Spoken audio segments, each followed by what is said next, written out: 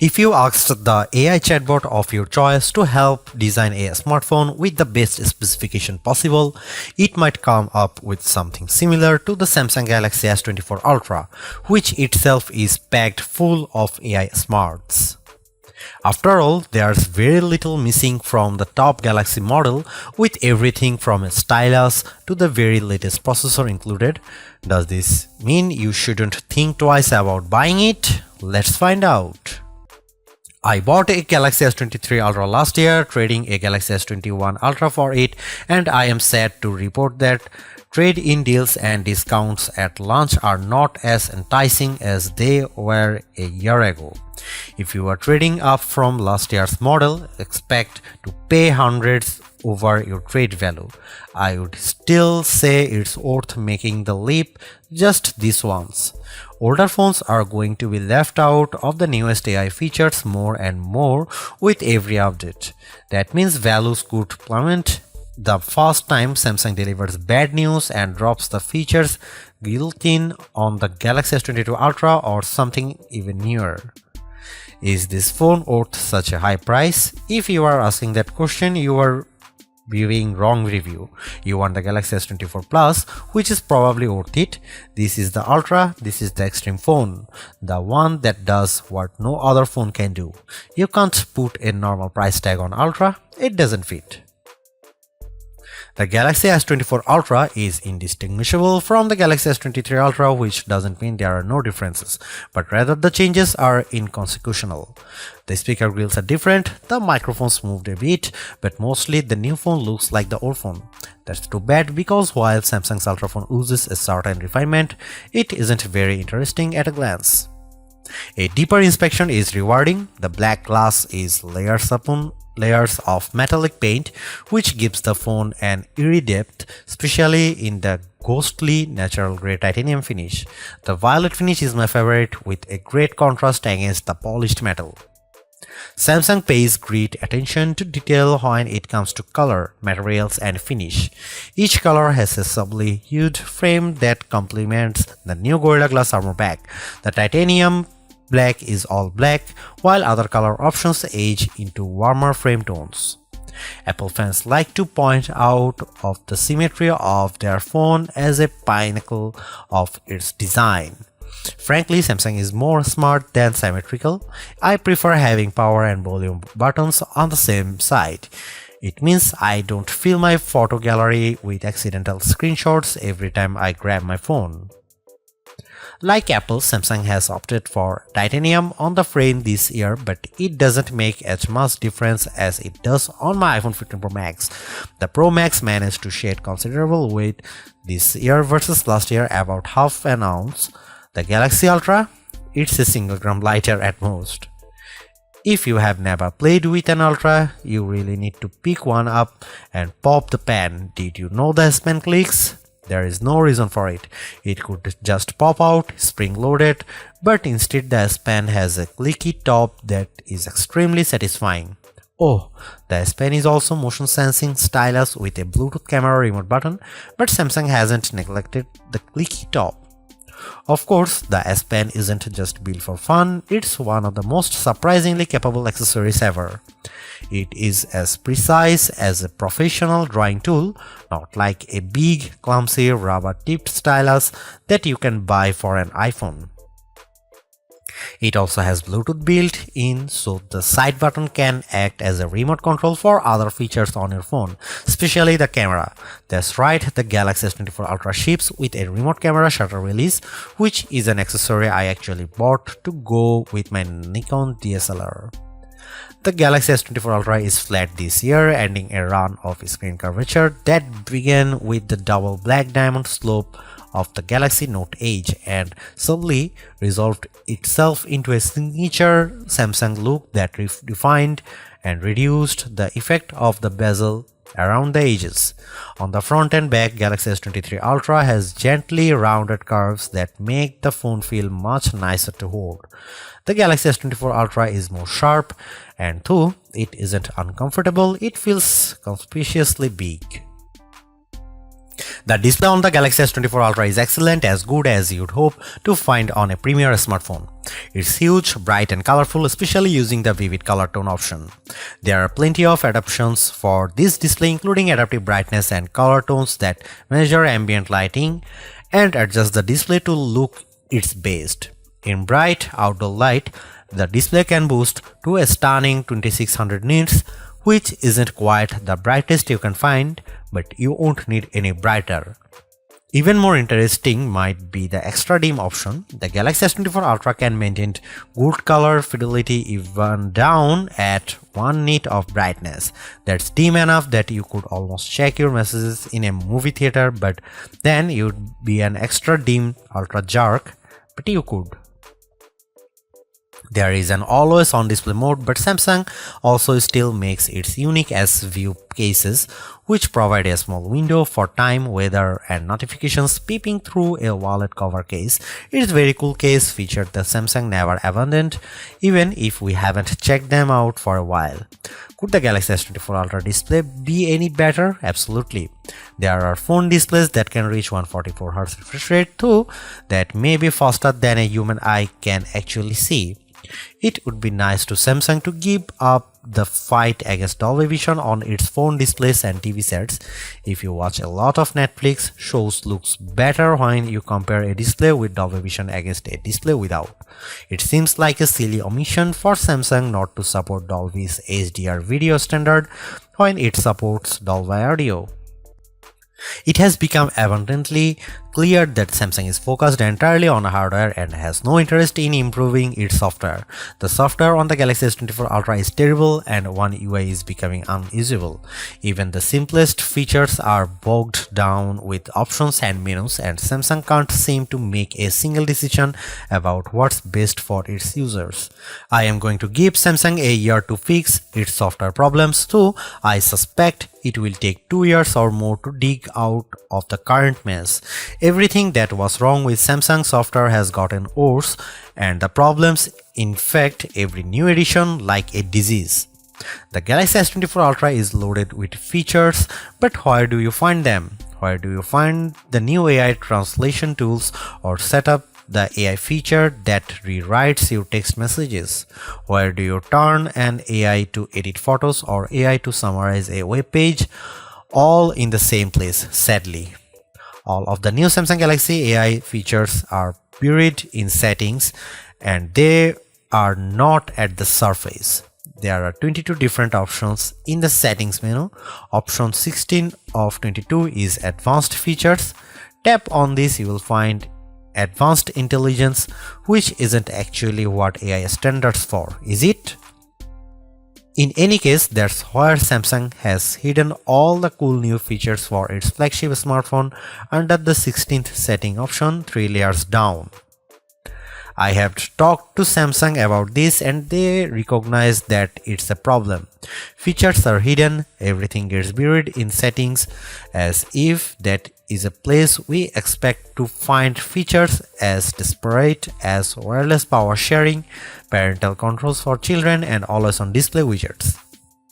In a feeble attempt to inform users about everything the phone can do, the Galaxy S24 Ultra will occasionally bubble up messages and suggestions for things to try. Sadly, Samsung phones are overloaded with messages and suggestions. Galaxy phones will infamously serve you an advertisement on your brand new Galaxy phone, imploring you to buy that brand new Galaxy phone. That's not how you educate people. Take it from me, a former high school teacher, if you simply tell your users about a new feature once, you haven't taught them to use it. Samsung needs to take a big step back and figure out how to encourage users to try features they will enjoy. Samsung also needs to remove the features that aren't being used and hide the ones that don't need to be visible. As for the new AI features, they are a mixed bag of amazing magic and useless doggerel. If you get a chance to use the AI translation on a phone call, it's like science fiction. It feels like you have stuck a babblefish into your ear and you are living in a fantasy future. Samsung could write "Don't panic" on the phone and ship it with a towel. Other AI features are useful, but only to a point. The AI writing style feature can adapt your text messages to a variety of different styles, including a professional tone and more playful messages, replete with emojis and hashtags. In practice, the differences were not very useful, and I mostly just stuck with what I had written. Samsung also overpromised on this feature. I distinctly remember reps saying the phone would convert my words to Shakespeare, but I have seen nothing like this on my S24 Ultra. These writing style and translation features are built into the Samsung keyboard, so they work across multiple apps. Unfortunately, Samsung has utterly broken its software keyboard during my test period. I had some of the worst trouble with autocorrect and an on-screen keyboard that I have ever had. The keyboard would often capitalize words in the middle of a sentence for no reason, even worse. It would autocorrect partial words and automatically insert some nonsensical phrase or string of characters into my typing. While typing contractions, most keyboards are smart enough to insert the apostrophe, but on the Samsung keyboard, the autocorrect tried to insert whole new words after my contraction. It was making up content out of context, and it was completely wrong. When I went back to change the error, the keyboard was quite unfriendly.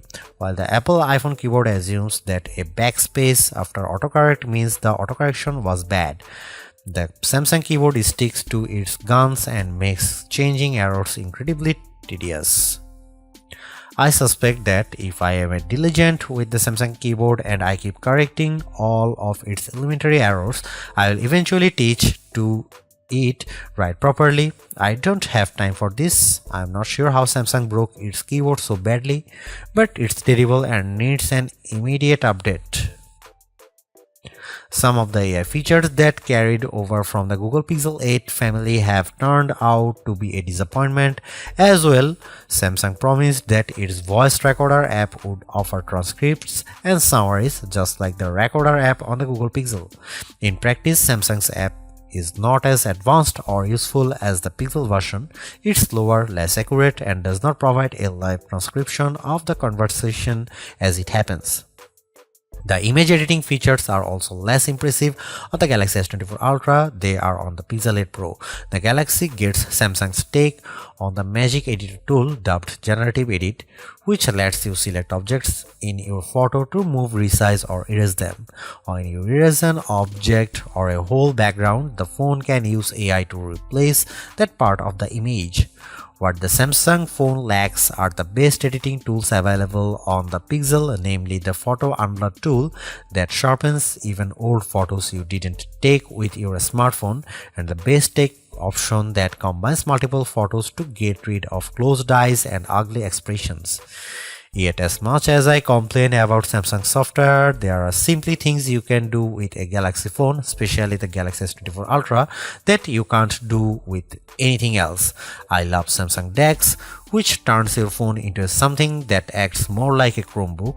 When you plug it into a monitor with a keyboard and mouse, you get a new home screen with windows and a dock, and everything runs smoothly. Why is this useful? I have a computer at home, but my corporate IT guys don't like me using it for work stuff. Instead, I use my phone, which is already set up with work and personal accounts. If I need to get work done at home or even while I am traveling, I don't need to bring my work laptop. I can just plug my Galaxy S24 Ultra into a USB hub, and now I have all my work and personal stuff in one place. The Galaxy S23 Ultra was our overall best camera phone of last year, so rumors that Samsung would be dropping the optical zoom from 10x to 5x set off a flurry of concern. The 10x zoom was the standout feature on the Galaxy S23 Ultra. Aside from the 200 megapixel sensor, the two zoom lenses, the 100x digital astrophotography, the AI image enhancements, and everything else the phone could do. Still, it's odd for Samsung to take a step backwards, especially where specs are concerned.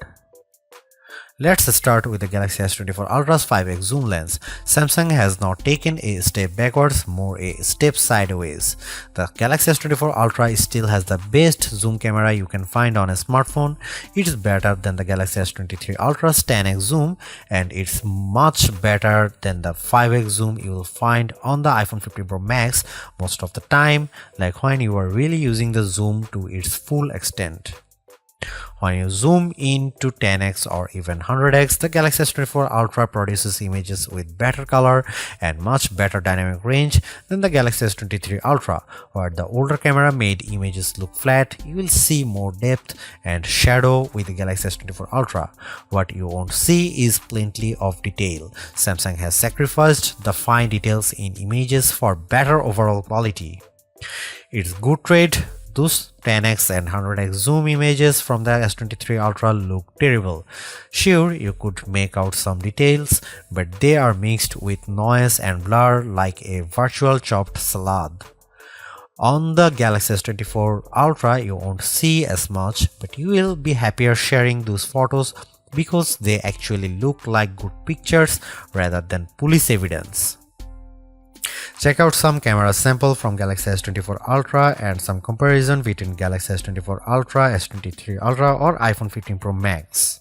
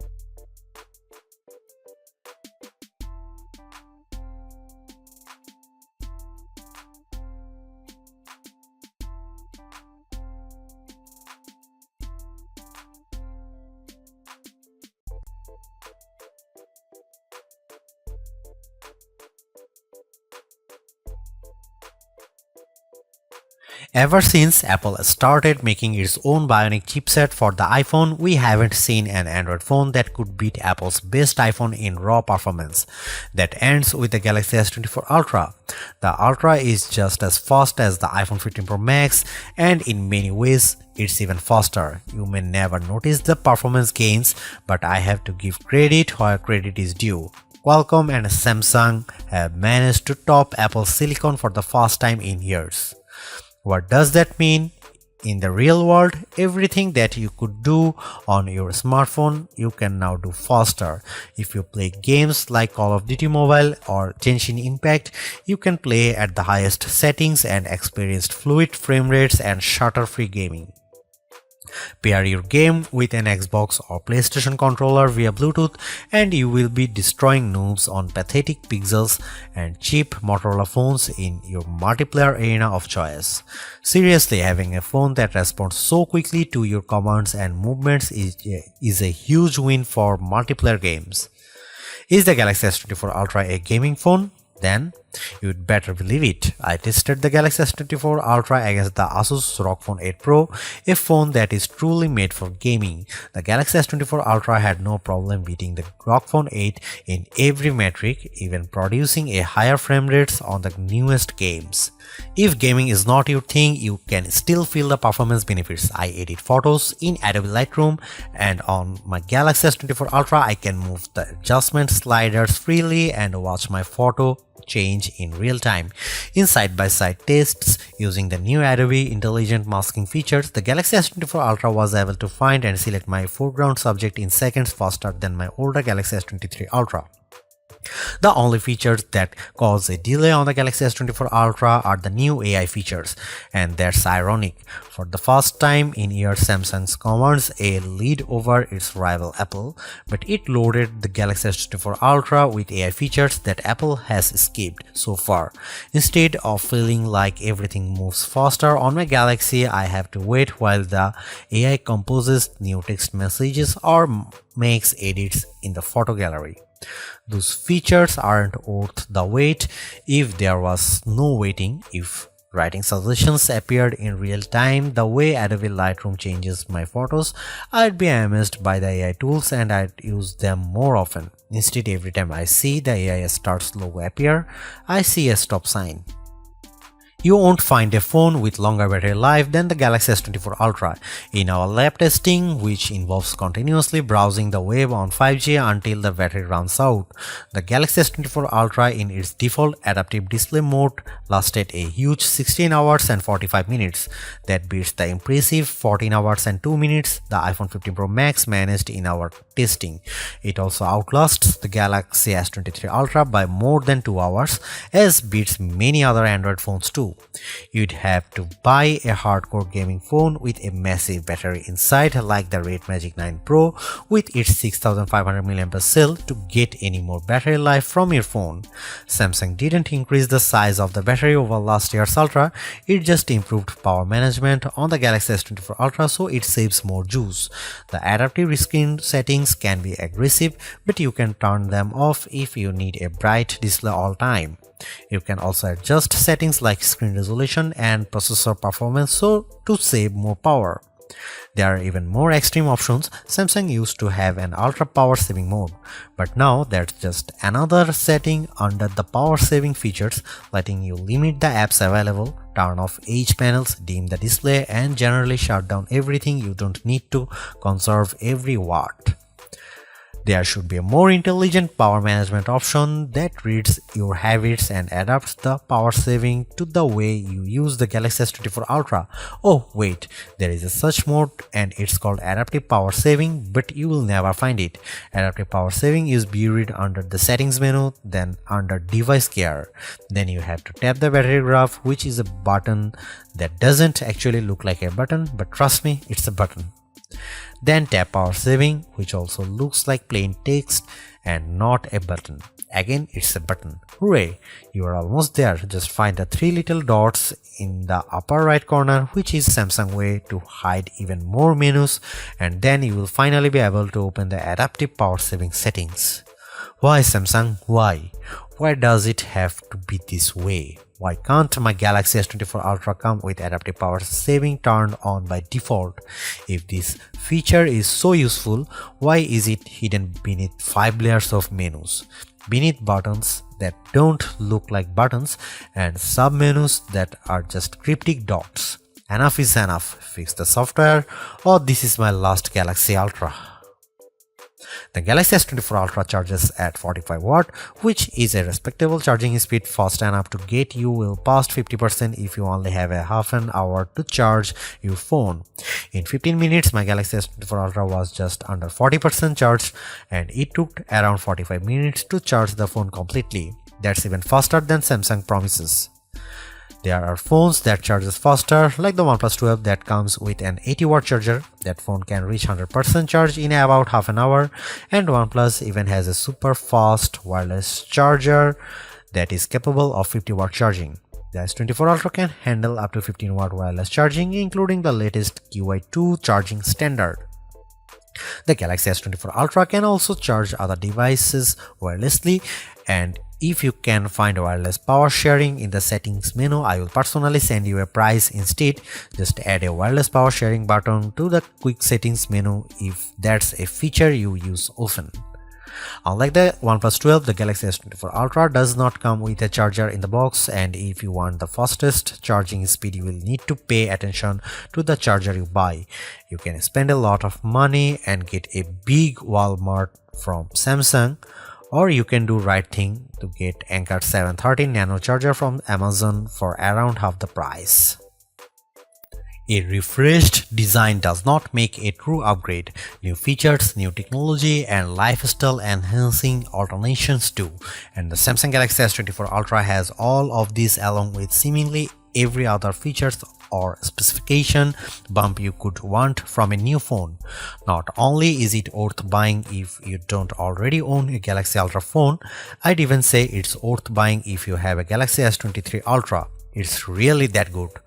Obviously, you don't need to upgrade your Galaxy S23 Ultra, but it's heartening to discover Samsung hasn't just sent out a vogue refresh of its most expensive non-folding phone this year, which is really what it did with the Galaxy Z Fold 5 over the Galaxy Z Fold 4. The Galaxy AI stuff is being pushed hard, and while some of it is worth your time, it's not a reason to choose the Galaxy S24 Ultra on its own. It's a combination of all its parts, from the amazing battery life to the genuinely improved camera, that makes it a must-buy. Although I say it's even worth an upgrade from the year-old Galaxy S23 Ultra, I do think you should mostly go into the Galaxy S24 Ultra with the intention of keeping it for years. Quite apart from Samsung's efforts to use more recycled materials, the software update commitment, the sheer ability of the device, and the price bump all shout, keep me in all. Honestly, I don't think you will tire of the Galaxy S24 Ultra or reach its full potential anytime soon. Buy it and keep hold of it, as you simply can't do much better. Thanks for watching. See you in the next one.